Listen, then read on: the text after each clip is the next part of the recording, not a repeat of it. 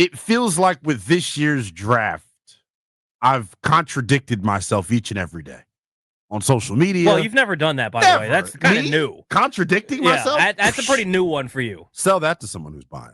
But no, the one thing that I continue to feel about this draft is it's the most wild card driven draft I think we'll ever see here in recent memory in terms of the Commanders and pick number 29. I think they can go any which way. I think there's a bunch of speculation about what's going to happen at the top of the draft. We'll obviously get into that as well in terms of what happens with the quarterbacks. But with Washington at 29, I feel like, and this is something that we do as a toxic fan base, right? Everyone wants to be right. Everyone wants to have their guy get picked.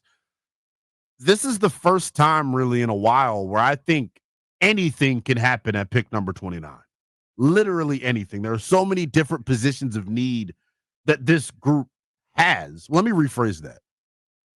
That's looking at it with the glass half empty. The glass half full, I'm hearing this weird echo. I know you're probably hearing it too.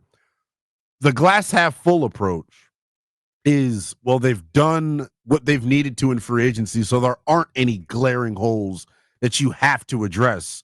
And one thing we'll get into before we get out of here is what do they need to leave the draft with? Yeah. I think there are some things that you for damn sure need.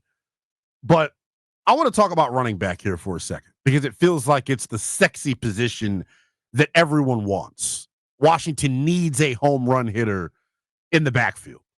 I understand that completely. But what I'll say about running back is this. I'm starting to lean towards it being irresponsible to take a running back at 29 and 61, depending on who's on the board. Now, if Omarion Hampton is on the board at 29, like that becomes a very difficult conversation for me. If Travion Henderson is on the board at 61, that becomes a difficult conversation for me.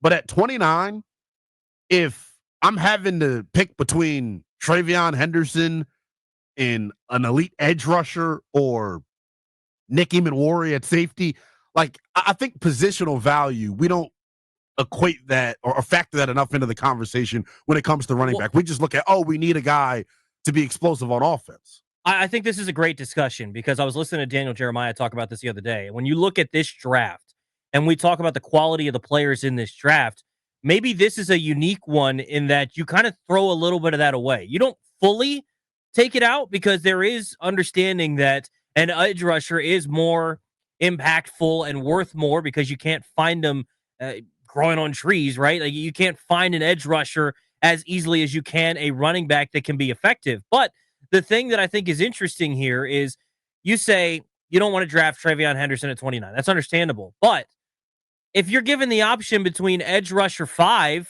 or if you have Travion as a guy that you're running back 3 and he's, say, 18 on your board, and edge rusher 6, who's available at 29, is somewhere in the 30s, I wouldn't be mad if they did it because to me, when you look at this offense, to me, they're one weapon away.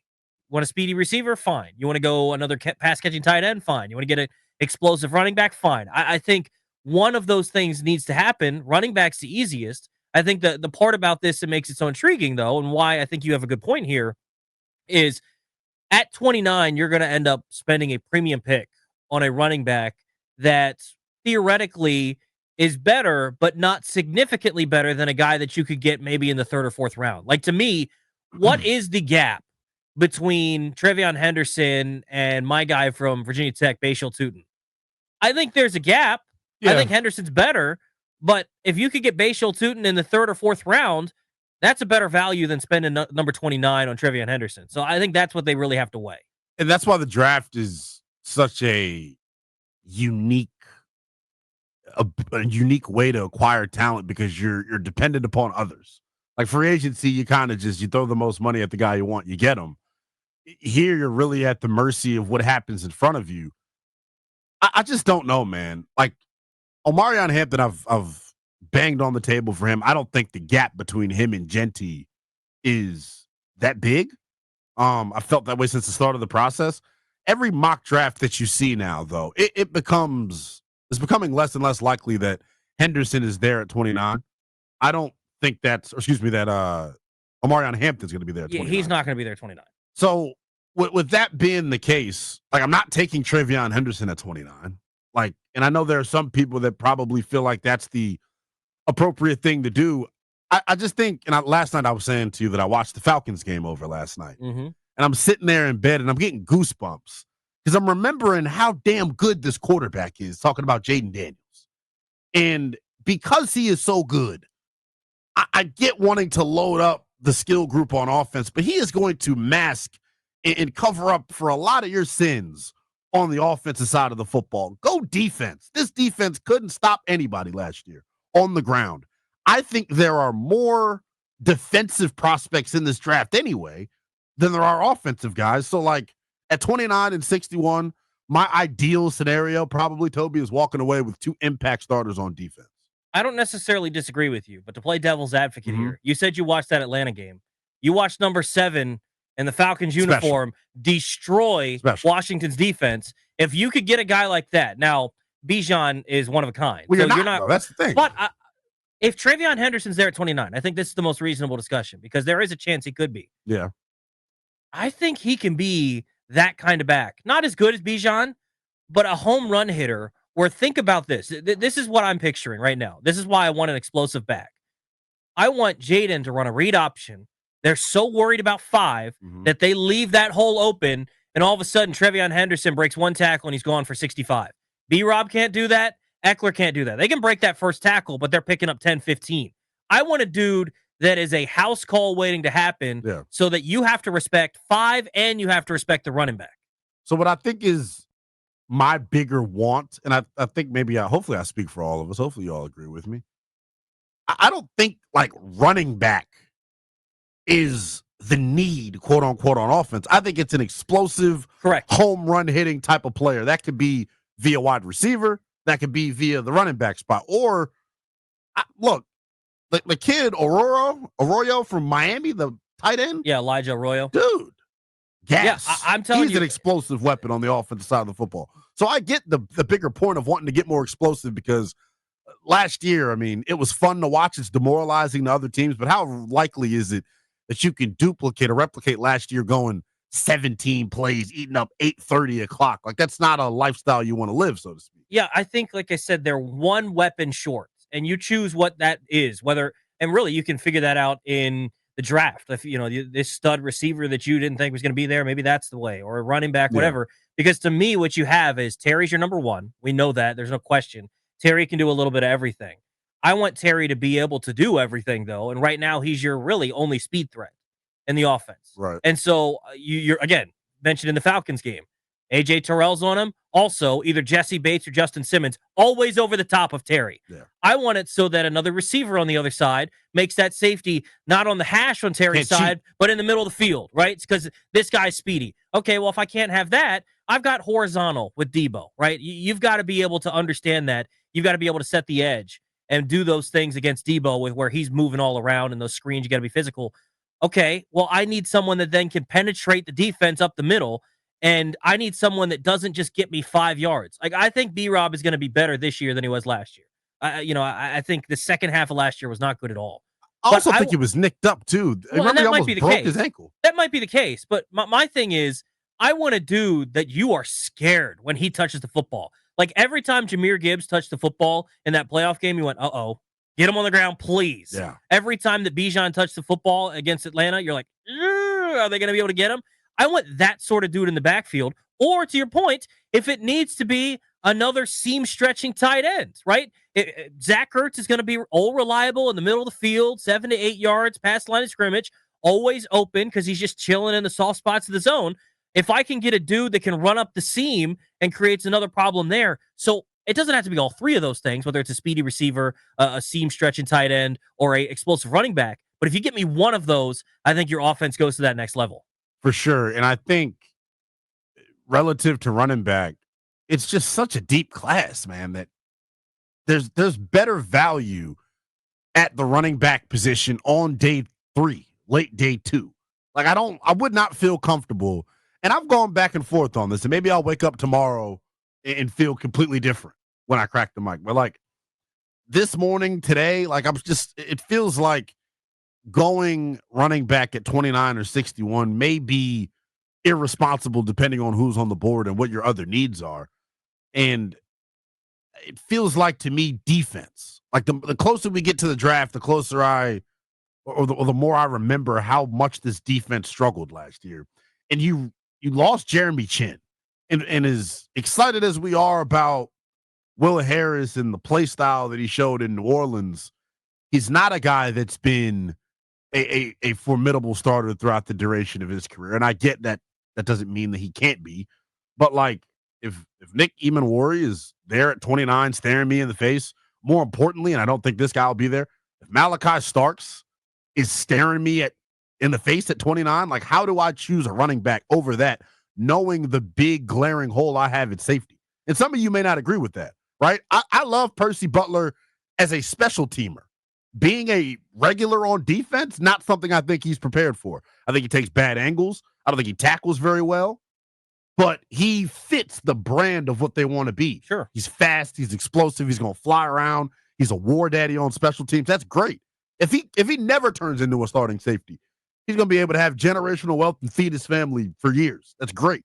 I just feel like that may be the one position where I go, are we sure that we like what we have there? You're an injury to Quan Martin away from feeling like you have nothing at safety. If we're being real about it. 100%. And this is where I think they put themselves in a good spot where at 29, you can go a lot of different directions. And I just think there needs to be an understanding where they could go running back, they could go receiver, they could go a lot of different places, because it might be as simple as on their board, their overall board, they have this guy 10, 15, 20 spots higher than the guy you want them to take. You know, is it better to go and say, I have to take the edge rusher, I have to take James Pierce, I have to choose your edge rusher that might be available at 29 versus this guy shouldn't have been here according to our board. And so we just got to take him, whether it's running back, whether it's safety, whether it's corner, whatever it may be.